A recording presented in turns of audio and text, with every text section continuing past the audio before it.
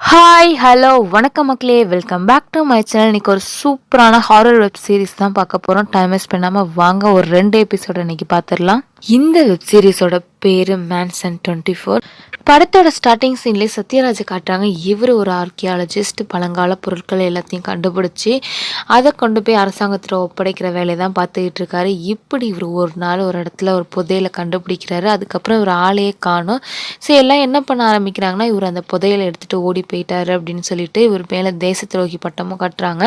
அரசாங்கத்துக்கு சேர வேண்டிய பல கோடி மதிப்புள்ள புதையலை சத்யராஜ் எடுத்துகிட்டு ஓடி போயிட்டு தான் நியூஸ்லாம் சொல்லிகிட்டு இருக்காங்க. இந்த விஷயத்த ஹாஸ்பிட்டலில் இருக்க சத்யராஜோட ஒய்ஃப் பார்த்துக்கிட்டு இருக்காங்க. அவங்களுக்கு இந்த நியூஸை பார்த்தோன்னே கண்ணிலேருந்து கண்ணீராக வலியுது. ஸோ எப்போ சத்யராஜ் காணாமல் போய் எல்லாரும் தேச துரோகின்னு பட்டம் கட்டினாங்களோ அதுலேருந்தே இவங்களுக்கு உடம்பு சரியாமல் ஆயிடுச்சு.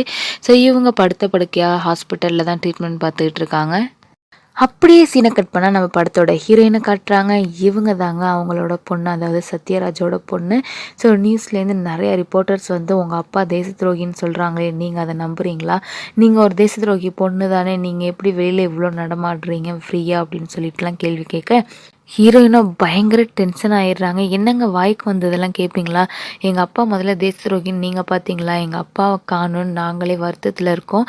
எங்கள் அப்பாவை முதல்ல நான் ஃபஸ்ட்டு கண்டுபிடிப்பேன், இதுக்கு பின்னாடி மறைஞ்சிருக்க உண்மையே கண்டுபிடிப்பேன்னு சொல்லி பேட்டி கொடுக்குறாங்க.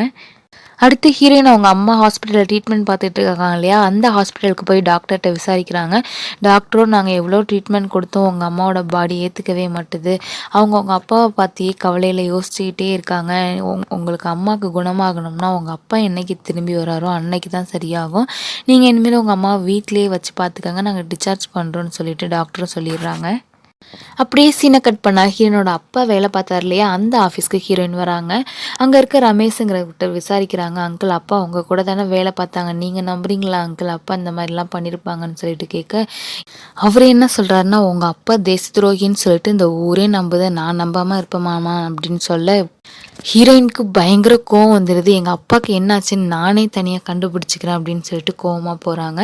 அதுக்கப்புறம் அந்த ஆஃபீஸில் இருக்க செக்யூரிட்டிக்கிட்ட விசாரிக்கிறாங்க.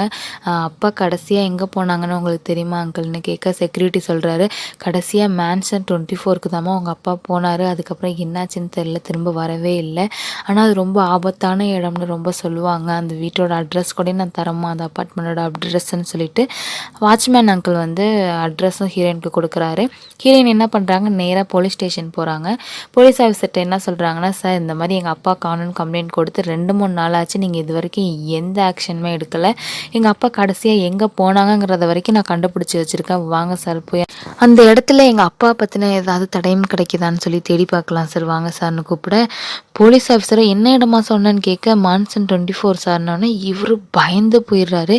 இன்னும்மா அந்த இடத்த பற்றி உனக்கு இன்னுமா தெரியாது, அங்கே போன யாரும் இது வரைக்கும் உயிரோட திரும்பவே வந்ததில்லை, உன்னை சொல்கிறேன் கேட்டுக்கோ, உங்கள் அப்பா கடைசியாக அந்த இடத்துக்கு தான் போனார்னா அவர் உயிரோடு இருக்க சான்ஸே இல்லை, அவர் திரும்ப வந்திருக்கவும் மாட்டார், நான் புள்ள குட்டிக்காரன், எனக்கு ஒய்ஃபு குழந்தைங்கன்னு இருக்காங்க, தேவையில்லாமல் அந்த இடத்துக்கு வந்து நான் என் உயிரை விட தயாராக இல்லைம்மா, நீ வேணா போகிறதுனா போன்னு சொல்லிட்டு இவர் கலந்துக்கிறாரு. ஹீரோயின் என்ன சொல்கிறாங்கன்னா, நீங்கள் வந்தாலும் வரலைனாலும் நான் அந்த இடத்துக்கு போக தான் போகிறேன், எங்கள் அப்பாவை கண்டுபிடிக்க தான் போகிறேன்னு சொல்லிட்டு போகிறாங்க. அடுத்து அந்த இடத்துக்கு போகிறாங்க. அது ஒரு பாலடைஞ்ச அப்பார்ட்மெண்ட்டு, சுற்றி எங்கேயுமே வீடு கிடையாது, அது ஒரு தனியாக இருக்குது அந்த பில்டிங்கே.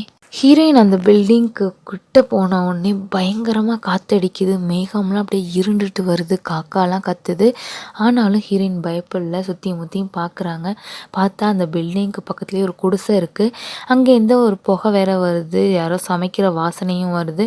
சரி என்னடா இங்கே ஆள் இருக்க மாதிரி இருக்கேன்னு சொல்லிட்டு அந்த குடிசைக்குள்ளே நுழையிறாங்க. அந்த குடிசைக்குள்ளே ரமேஷ்னு ஒரு நபர் இருக்கார்.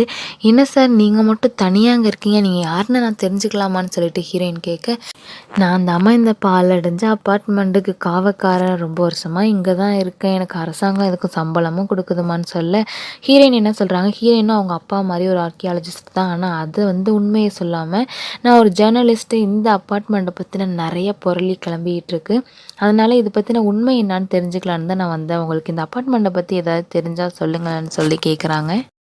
ஹீரோயின் அவங்க அப்பாவை தேடி தான் இங்கே வந்திருக்காங்கங்கிற விஷயத்தையும் சொல்லாமல் மறைக்கிறாங்க. சரி அந்த ரமேஷுங்கிற நபர் முதல்ல இந்த அப்பார்ட்மெண்ட்டை பற்றி தெரிஞ்சுக்கணும்னா ரூம் நம்பர் 504 தங்கியிருந்தவரை பற்றி நீ தெரிஞ்சுக்கணுமா அப்படின்னு சொல்லிட்டு ஃபஸ்ட்டு கதையை சொல்ல ஆரம்பிக்கிறாரு. ரூம் நம்பர் 504ல் பல வருஷத்துக்கு முன்னாடி இந்த அப்பார்ட்மெண்ட்டில் ஒரு எழுத்தாளர் தங்கியிருந்திருக்காரு. ஸோ அவரும் கதை எழுத எழுத ட்ரை பண்ணுறாரு. ஆனால் ஒரு கதையும் ஒன்றும் சேர மாட்டுது. இவரும் கசக்கி கசக்கி போட்டிருக்காரு பாருங்க எவ்வளோ பேப்பரை.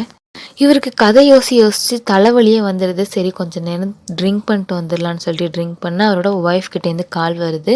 ஸோ இவங்க என்ன சொல்கிறாங்கன்னா, எப்போங்க வீட்டுக்கு வருவீங்கன்னு கேட்குறாங்க. அதுக்கு இவர் என்ன சொல்கிறாருன்னு பார்த்தீங்கன்னா, வீட்டில் ஓன் தொல்லையும் குழந்தைங்க தொல்லையும் தாங்க முடியலன்னு தான் தனியாக ரூம் எடுத்துகிட்டு வந்து அமைதியாக கதை யோசித்து எழுதலான்னு பார்த்தா, இங்கேயும் ஃபோன் அடித்து தொல்லை பண்ணுறியா, முதல்ல ஃபோனை வைன்னு சொல்லிட்டு இருக்காரு. அப்போ வீட்டுக்குள்ளே ஏதோ ஒரு சவுண்டு. இவரை சுற்றியும் முற்றியும் பார்க்குறாரு, யாரையும் காணும். கடைசியில் பார்த்தா இவர் வச்சுருக்க அந்த டைப்ரைட்டிங் மிஷின் தானாகவே டைப் அடிக்குது. இவர் மிரண்டு போயிடுறாரு, என்னடா இதுன்னு சொல்லிட்டு. டைப் அடித்து ஒரு பேப்பரும் வருது. அந்த பேப்பரில் ரூம் நம்பர் 312 குழந்தைங்க இருக்காங்க ஜாக்கிரதைன்னு வருது. இதையெல்லாம் பார்த்து இவர் அப்படியே மிரண்டு போயிடுறாரு, என்னடா அதுன்னு சொல்லிட்டு. பத்தாததுக்கு தலைவலி வேறு பயங்கரமாக இருக்குது. ஃபஸ்ட்டு மெடிக்கல் ஷாப் போய் ஒரு தலைவலி மாத்திரை வாங்கி போட்டால் தான் நல்லாயிருக்குன்னு சொல்லிட்டு வேகமாக கிளம்பி போய் மெடிக்கல் ஷாப் போய் தலைவலி மாத்திரை வாங்கி அதையும் போட்டுடுறாரு. மறுபடியும் வீட்டுக்குள்ளே ஏதோ சவுண்டு, யாரோ சின்ன பசங்களாம் ஓடுற மாதிரியே ஒரு சவுண்டு. இவரை சவுண்டு வந்த திசையெல்லாம் தேடி பார்க்குறாரு, யாரையுமே காணும். அப்போ பெஞ்சு மேலே இருந்த டைப்ரைட்டிங் மிஷின் கீழே விழுந்து கிடக்கு. யாரா அது கீழே தள்ளி விட்டதுன்னு சொல்லிட்டு திட்டிக்கிட்டே போய் பார்க்குறாரு. ஸோ டைப்ரைட்டிங் மிஷினில் தான் தானாகவே டைப் ஆகி 312 வந்து குழந்தைங்க இருக்காங்கன்னு வந்தது இல்லையா. சரி அந்த ரூமில் இருக்க குழந்தைங்க தான் நம்ம வீட்டுக்கு வந்து இந்த சேட்டையெல்லாம் பண்ணுறாங்கன்னு நினச்சிக்கிட்டு ரூம் நம்பர் 312 போய் தட்டுறாரு. வீட்டில் யாரும் வெளில வாங்க தட்டிக்கிட்டே இருக்காரு. ஆனால் வீட்டிலேருந்து யாருமே வெளில வர மாதிரி தெரியல. இவரும் தட்டி தட்டி பார்த்து டயர்டாயிட்டு திரும்பினா டக்குன்னு மூஞ்சுக்கு முன்னாடி ஒரு அகோரி வந்து நிற்கிறாரு. ஸோ வீட்டில் இருக்கிறது யாராலையும் அழிக்க முடியாத ஆத்மாக்கள். அந்த ஆத்மாவை நீராலையும் அழிக்க முடியாது, நெருப்பாலையும் அழிக்க முடியாது, தெய்வத்தாலையும் அழிக்க முடியாதுன்னு சொல்ல இவர் என்ன பண்ணுறாரு, கொஞ்சம் கூட பயப்படல. எந்த புக்லேயே அந்த டைலாகை படிச்சுட்டு வந்து என்கிட்ட புலம்பிக்கிட்டு இருக்கேன்னு சொல்லிட்டு பெருசாக எடுத்துக்காமல் அவரோட ரூமுக்கு போகிறாரு. இவர் அவர் ரூம்குள்ளே போனோன்னே எக்கச்சக்கமான சின்ன பசங்க உள்ளே ஓடுற மாதிரியே இருக்குது. சரின்னு ஒரு ரூம் பக்கம் போகிறாரு. அந்த ரூமில் எக்கச்சக்கமாக இறந்து போன சின்ன குழந்தைங்களோட ஆன்மாக்கள் நிற்கிது. அப்படியே இவர் அந்த ஆன்மாலாம் சூழ்ந்து வருது. அதுக்கப்புறம் அவருக்கு என்ன ஆச்சுன்னே தெரில. அதுக்கப்புறம் அவரோட செப்பல் மட்டும்தான் அங்கே இருக்க, ஆளே காணோம். அப்படியே ஃப்ளாஷ்பேக் சொல்லிக்கிட்டு இருக்க அந்த நபரை காட்டுறாங்க, ரமேஷுங்கிற நபர். அதுக்கப்புறம் அவருக்கு என்ன ஆச்சுன்னே தெரிலம்மா, அவரோட பாடியும் கிடைக்கல, அவருக்கு என்ன ஆச்சுன்னு தெரில, அப்படியே அவர் மறைஞ்சு போயிட்டாரு அப்படின்னு சொல்லிட்டு இருக்காரு.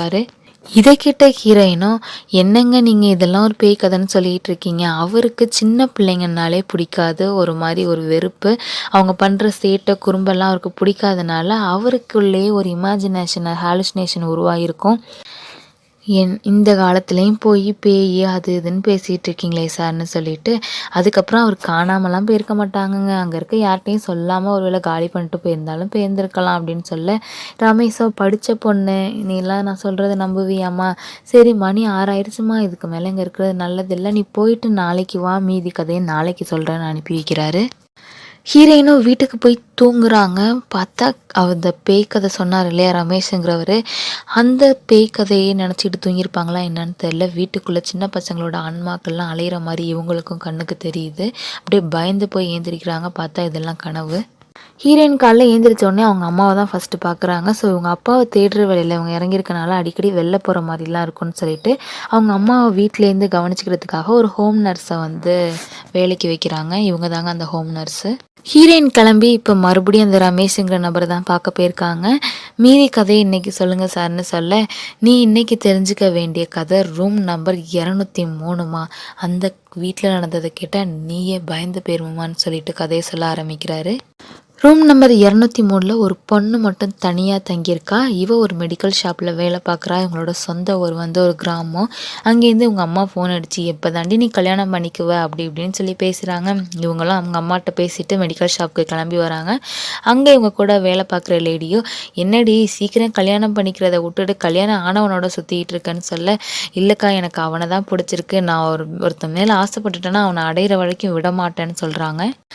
இவங்க கல்யாணம் ஆன ஒரு பையனை லவ் பண்ணுறாங்க இல்லையா, அந்த பையனுக்கு ஃபோன் அடித்து பார்க்குறாங்க. ஃபோனே எடுக்க மாட்டான். நேற்று நைட்லேருந்தே அவன் என்னன்னு தெரிலக்கா, ஃபோனே எடுக்கலன்னு சொல்லி புலம்பிகிட்டு இருக்காங்க. அதுக்கப்புறம் வீட்டுக்கும் வந்துடுறாங்க. பார்த்தா வீட்டோட கதவை யாரோ தட்டுறாங்க. யாரான்னு பார்த்தா இவங்க ஒரு பையனை லவ் பண்ணுறாங்க இல்லையா, கல்யாணம் ஆனவர், அவர் தான் வீட்டுக்குள்ளே வந்திருக்காரு. ரொம்ப டயர்டாக வந்திருக்காரு. இவங்களுமே என்னாச்சு ஏன் இவ்வளோ டயர்டாக இருக்கீங்கன்னு கேட்குறாங்க. அவர் எதுவுமே சொல்லாமல் அமைதியாக இருக்கனால சரி அதெல்லாம் விடுங்க, எங்கள் அம்மா கல்யாணம் பண்ணிக்கோங்க கல்யாணம் பண்ணிக்கோங்கன்னு சொல்லிக்கிட்டே இருக்காங்க. சீக்கிரம் நம்ம 2 பேரும் கல்யாணம் பண்ணிக்கணும். அதுக்கு முன்னாடி நம்ம அது கல்யாணம் பண்ணிக்கணும்னா நான் ஒரு பிளான் சொன்னேன் இல்லையா, அதை நீங்கள் சீக்கிரம் எக்ஸிக்யூட் பண்ணணும்னு சொல்லி பேசிகிட்டு இருக்காங்க. அதுக்கப்புறம் அவங்க 2 பேரும் ஒன்றா படுத்து தூங்குறாங்க. தூங்கிட்டு இருக்கப்ப இந்த பொண்ணுக்கு வீட்டுக்குள்ளே யாரோ நுழையிற மாதிரி ஒரு சவுண்டு கேட்குது. ஏந்திரிச்சு பார்த்தா யாருமே இல்லை. அதனால் இந்த பொண்ணு எப்போதுமே ஒரு டேப்லெட் போடுவாளாட்டுக்கு, அது என்ன டேப்லெட்னு தெரில, அதை எடுத்து இவ முழுங்குறா. அடுத்த நாள் காலைல மறுபடியும் மெடிக்கல் ஷாப்புக்கு வேலைக்கு கிளம்பி வரா. அப்போ இந்த பொண்ணை பார்க்குறதுக்கு 2 போலீஸ் ஆஃபீஸர் மப்டியில் வந்திருக்காங்க. வந்து இவங்க ஒரு பையனை லவ் பண்ணுறாங்க இல்லையா, அந்த பையனோட ஃபோட்டோவை காமிச்சு இந்த பையன் உங்கள் வீட்டுக்கு வந்தால் சொல்லுங்கம்மா அப்படின்னு சொல்ல, ஏன் சார் இப்படி கேட்குறீங்கன்னு சொல்ல, இவர் நேற்று நைட்டு அவரோட பிள்ளையும் ஒய்ஃபையும் கொன்னுட்டு ஆள் எஸ்கேப் ஆகியிருக்கான், உங்கள் வீட்டுக்கு வந்தானா எனக்கு இன்ஃபார்ம் பண்ணுங்கன்னு சொல்லிட்டு போகிறாங்க. ஹீரோயின் வீட்டில் தான் அவன் இருக்கான். ஆனால் போலீஸ்கிட்ட எதையுமே சொல்லாமல் நான் வந்து அவங்களுக்கு சொல்கிறேன் சார்னு சொல்லிட்டு நைஸாக வீட்டுக்கு கிளம்பி வந்துடுறாங்க. வந்து பார்த்தா அவங்களோட பாய் ஃப்ரெண்ட் வந்து குளிச்சிக்கிட்டு இருக்காரு. ஏன் பேபி இதை நேற்று நைட்டே சொல்லலை, சரி ஒன்றும் பிரச்சனை இல்லை, நம்ம உடனே இந்த ஊரை விட்டு காலி பண்ணுவோன்னு சொல்லிட்டு திங்ஸ்லாம் எடுத்து வச்சுக்கிட்டே இருக்காங்க. அவர் ரொம்ப நேரமாக குளிச்சிக்கிட்டே இருக்காரு. என்ன பேபி இவ்வளோ நேரம் குளிக்கிற, சீக்கிரம் வா, போலீஸ்க்கு நம்மளை தேடி வந்துட போகுது, நீ ஒன்றும் பயப்படாத நான் பார்த்துக்கிறேன்னு சொல்கிறாங்க. ஆக்சுவலி உன் ஒய்ஃபையும் குழந்தையும் கொன்னுரு அப்படின்னு சொல்லி ஐடியா கொடுத்ததே இவங்களாக தான் இருப்பாங்க. இவங்க திங்ஸ் எல்லாம் எடுத்து வச்சுக்கிட்டு இருக்கப்போ யாரோ கதவு தட்டுற சத்தம், இவங்க அப்படியே மிரண்டு போயிடுறாங்க. சரி போலீஸாக தான் இருக்குமோன்னு சொல்லிட்டு ஜன்னல் கதவு ஓட்ட வழியாக பார்த்தா இவங்க லவ் பண்ணுற பையன் இப்போ தான் வெளில வந்து நிற்கிறான். அப்போ நேற்று நைட்டு உள்ளே வந்தது யார், பாத்ரூமில் குளிக்கிறது யாருன்னு சொல்லிட்டு பயந்துக்கிட்டே கதவு திறக்கிறாங்க. ஏன் பேபி கதவு திறக்க இவ்வளோ லேட் ஆகுதுன்னு சொல்லிட்டு இவரும் உள்ளே வராரு. பேபி யாரோ பாத்ரூமில் ஒன்றை மாதிரியே இருக்காங்க குளிக்கிறாங்கன்னு சொல்லி கையை காட்ட இவரும் கோடாலி எடுத்துகிட்டு பாத்ரூம் பக்கம் போகிறாரு.